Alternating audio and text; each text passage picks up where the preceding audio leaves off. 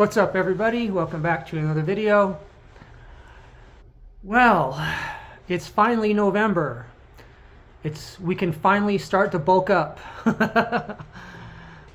Finally November. It's time to bulk up, guys. Stop dieting. Stop dieting.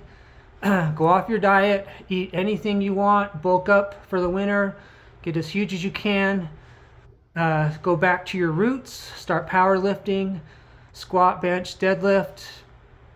Go to the all-you-can-eat buffets. Remember, the golden day is Thanksgiving, when you can eat as much as possible. Eat till you puke on Thanksgiving, and get as big as you possibly can, because it's November and it's the holidays, and trust me, you don't want to be dieting during the holidays. It sucks, and it is the worst thing. It is super terrible. Don't be dieting during the holidays. It's ridiculous. It's one of the worst. It sucks to see people eating your favorite foods and you're eating chicken and rice. You know what I mean? Don't do it. Don't do it. Okay. Anyway, so yeah, go off your diet. Start bulking up. Start your winter bulk, and get as huge as possible.